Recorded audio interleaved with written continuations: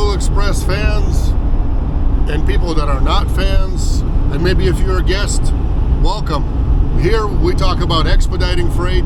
I show you guys what to do, how to do it, what it's like, the road, everything kind of involved in it, and a lot of deep details about it.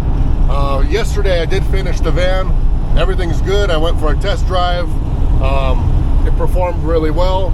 So today a few loads were coming out. Had a few options, and finally they gave in on a Montana, going to pick up from Chester, Montana, which is above Great Falls, 470 miles away from me, just to pick up. And it pays those miles, and then it delivers to Seattle, and it's going to go flying somewhere. So it's got to make the flight tomorrow by like 12:30 is when the plane leaves. So I got to get it there like ASAP before that. It's going to be an all-night drive, non-stop. And I just put in my address in the GPS, and guess what the GPS said? Your route may be affected by a winter storm warning. So I don't know where this winter storm is, but we're just going to go grab it, and then, you know, it'll be what it'll be. If I don't make it, then they'll just have to reschedule a flight, put it on another plane or whatever it is. But I'm going to do everything in my power to get there as soon as possible and to deliver it as soon as possible. So we'll see what's gonna happen. Hopefully it ain't gonna be too bad, but don't know. That's the best part of expediting. You don't know what kind of weather to expect. You don't know what's gonna be ahead of you. So it's always an adventure, and I'm up for that adventure. Let's go together. Basically, it pays me from Spokane to Chester, Montana, to Seattle, and back to Spokane as a round trip. And that's a cool thing about being out west sometimes. If there's nobody there. Oh, and then by the way, this is a TSA load, so driver needs to be TSA certified. And lately I've been getting more and more of these, so good thing I got my TSA certification in that TWIC card. And a lot of times TWIC card helps, but most of these, they need a TSA certification actually. So let's go get the stuff. Let's go see what it is. And thank God for that TSA, and thank God that I live out west, because I mean, it kind of maybe makes up for the slow times even when you're out and about out east and stuff, because there's a lot more competition, a lot more loads, a lot more drivers sitting out there. And they posted this load like 2 hours ago, maybe even longer, and then they were like, oh, we're looking to pick it up sooner. And I'm like, okay, well, if you don't find anybody sooner, let us know. And they're like, oh, is driver TSA and this and that, and can you do it cheaper, like $400 cheaper? I'm like, no, we can do it for this price, and driver is TSA certified. So we did end up getting it. It's not like it was some kind of a hard negotiation or something like that. It's none of that. It's our option versus their negotiation, I guess. And normally there is not much negotiating. If it's a good broker that wants to give you the load and they have honest options, you know, they'll tell you their options, and you got to beat that rate to be able to give you the load instead of somebody else. But for the most part, if it's a broker that you kind of deal with, you know, on a here and there basis, you don't know, you know, they're trying to be shysters, trying to get the best.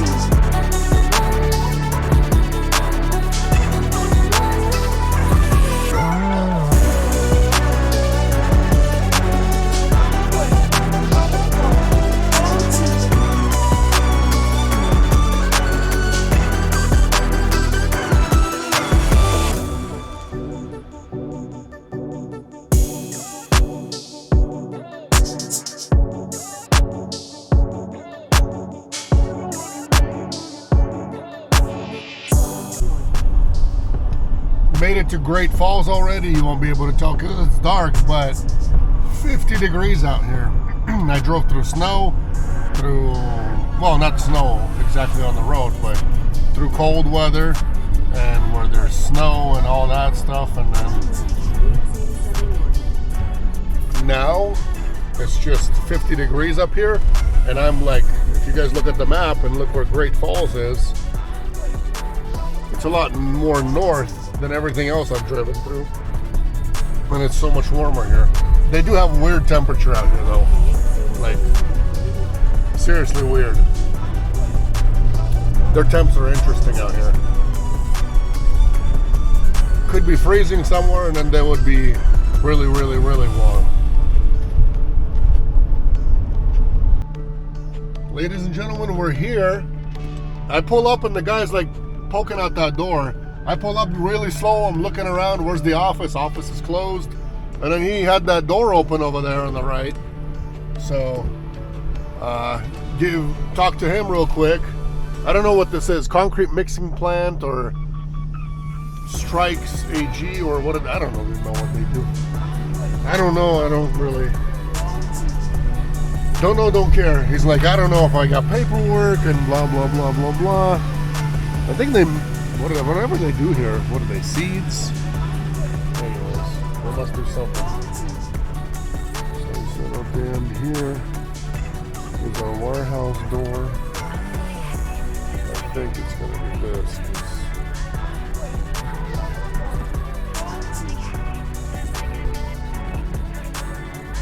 It's got to be over here. Or the other warehouse, but my guess is it's over here. All right, we'll be getting loaded here in a momentarily. All right, everybody, I'm loaded. I'll show you guys what it is. It's just a pallet. This is flying to Italy. Has to be at the airport by, well, it flies out at 12:30. They told me, unless something got changed, but as far as I know, the plane leaves at 12:30, so I gotta strictly be there. What this is some kind of seeds. I don't know, he was telling me something, but I ain't an agricultural guy. I believe he said something that's like a chicken bean, something chicken bean, something, whatever that means. I don't know what that means. Okay. Going through Great Falls. What else is here? Going through Great Falls. I do have paperwork. I still have to print some airline paperwork that I do not have along the way, which is okay. And we'll be good. There is a gas station over there, but I can make 100-something miles to Great Falls, no problem, without... I was thinking like some seeds or whatever.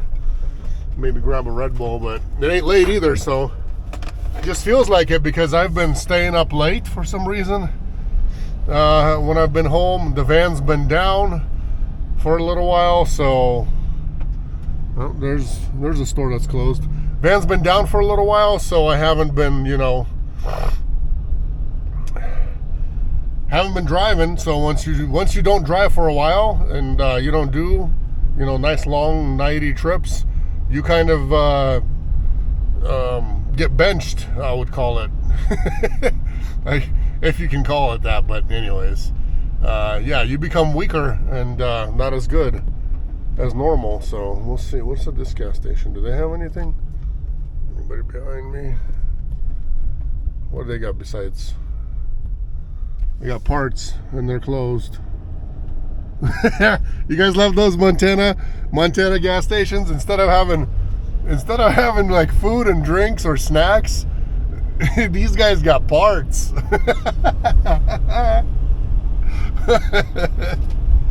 Okay, well, let's go. Let's roll. I'm ready. I believe I came from this way, but I'll pull over here. I think it was this way, or maybe fifth. Was it fifth? Gotta put it in the GPS. Let's see. Search. That's that one.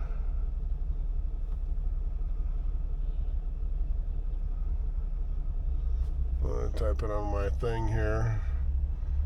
We'll see how many miles it is. Okay, so if I do not stop, where is this gonna go? One similar ETA. Take 2 to where? Oh, come on. I can go this way where I just came from, or Highway 2 through something. I don't want to do that. I'll come back this way, the road I just did. Click on the similar ETA. Head west on US 2 West toward State Highway 223, then turn left onto State Highway 223. That's what we're going to be doing. 223. I ain't doing the whole turn left onto State Highway 223.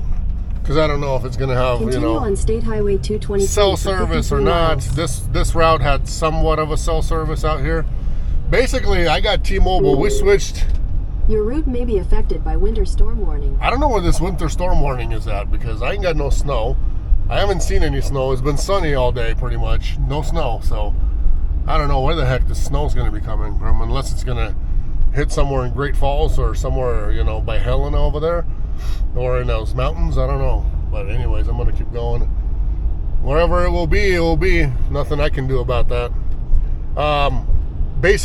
So, like, I don't feel like going through, you know, different places when I, you know what I mean? There's different routes you can go, but hey, when it's nighttime and stuff like that, no, I try to stick to, you know, where I just came from and take the same route, because this route is good, dry road. It had cell service in case something happens. I can call out, but I was coming here, I only passed one vehicle I passed, and one vehicle, you know, was coming my way. Otherwise, for over 100 miles, there was no cars. There's one right here in front of me, but there's no vehicles here. So if you end up like on a road like this, in the middle of the night, with no cell service, and something happens, who's gonna come help you? Like, you know what I mean? You can freeze to death in your vehicle in the wintertime. You know, if something happened on a corner, around a corner somewhere, you can get wiped out too. I mean, and you can't sit outside if you're sitting on a corner and you broke down. You know what I mean? You can't sit outside in this kind of weather. You're gonna freeze to death. So you guys always gotta have cell service. You gotta understand. It's best to have it. Best. Pick the routes if you know the routes, or the ones that you've already taken and you're coming back through somewhere. Pick the same ones, because cell service is important. It really is. If in case you need help, you ain't feeling well, God forbid you got some kind of a, you know, heart attack or whatever happening, you know, you ain't feeling well, blood pressure's up too much, you need help, you need 911. You guys, man, a lot of truckers that I know. I even know a guy from our town who was actually coming back from California. I believe he was coming back from California on a Sprinter van from Spokane, and he had a heart attack, didn't get saved, and was in a coma and died. You know, so, and another guy from our church, same thing. He was a trucker in a semi-truck. They found him somewhere like a couple days later, just off the road. He was parked. You know what I mean? If you're in the wilderness, people don't really drive by you. So you got to have help if you can. You know, I understand that sometimes things happen, you won't even have the ability to call for help, but hey, you got to at least have service so you can at least try it.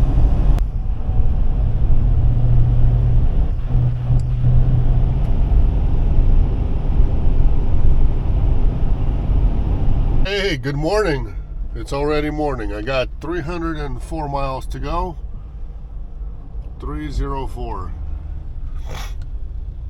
Take the next right to stay on North Beck Road, then turn right onto West. Right now I'm in Post Falls, Idaho.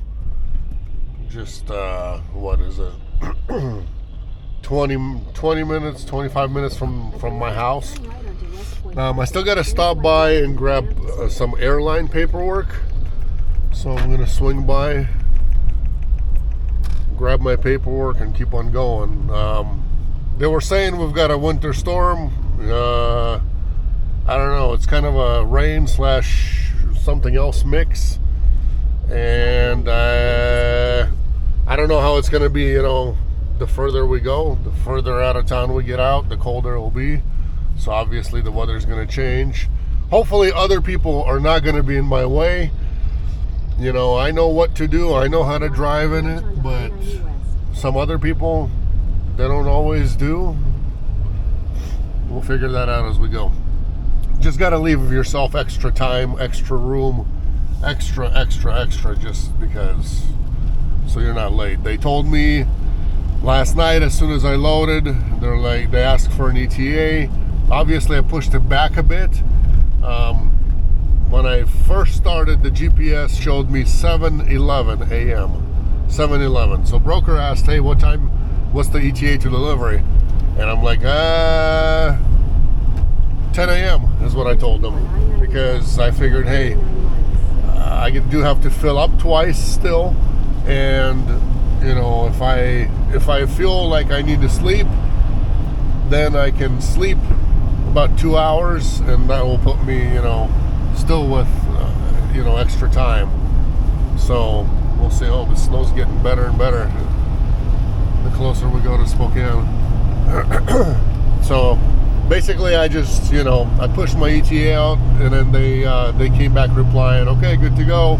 Then after maybe half an hour or so, they wrote another email saying, hey, just remember that we need to be there no later than 12:15 because it flies out at 12:30. That's not a whole lot of time they're leaving for themselves.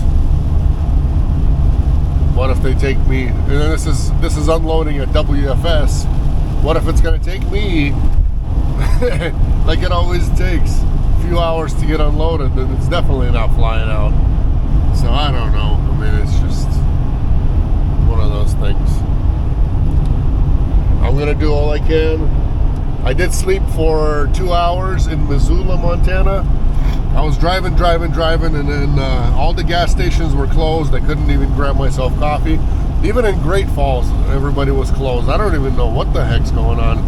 I mean, in Spokane, it wasn't even that late.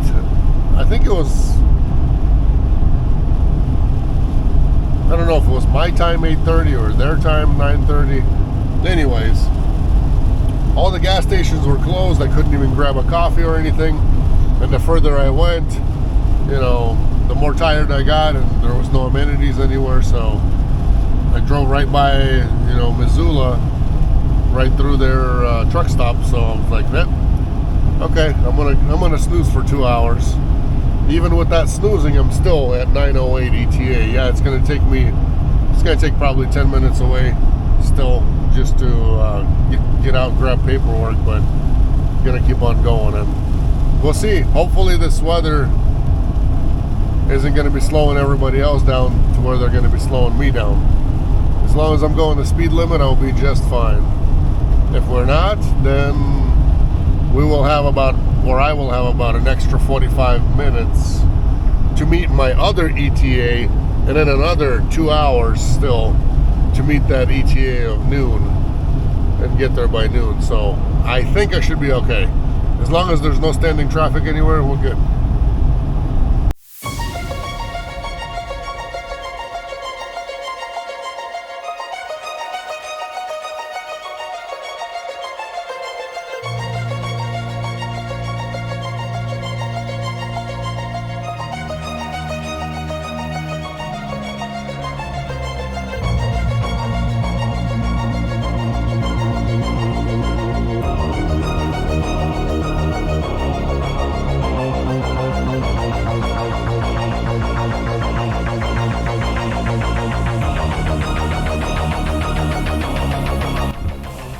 Today is the day we'll use snow socks.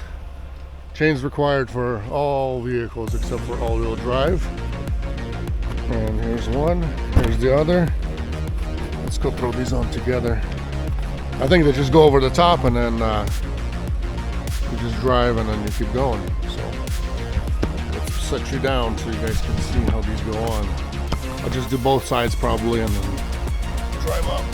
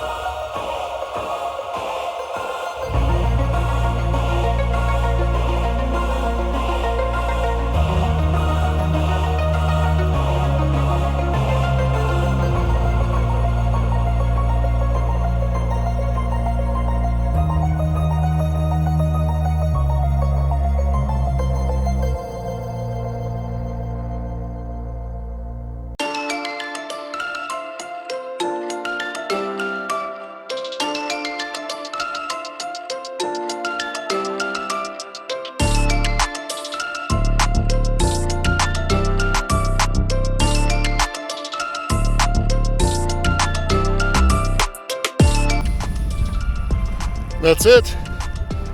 I don't know, nothing but what, a minute or two? 2 minutes? I'm gonna go drive and see a little bit forward. Then pull over real quick and take a look. Make sure they do what they need to do. Idiot plows almost took the van out.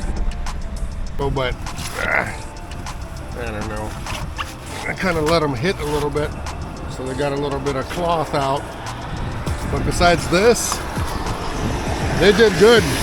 You just can't go more than like 20 miles an hour. Otherwise, the wet snow,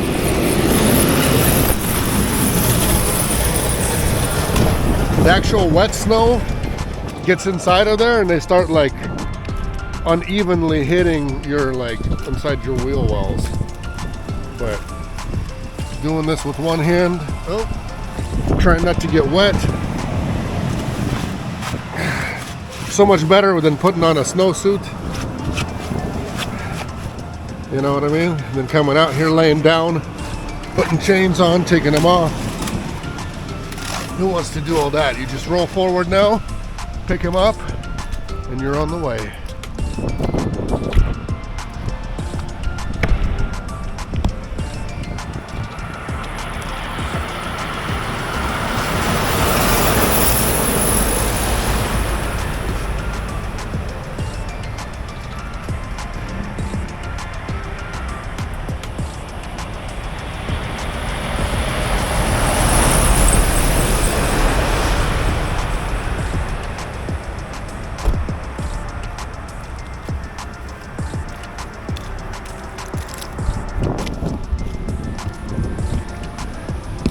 That's another day of a driver on the road.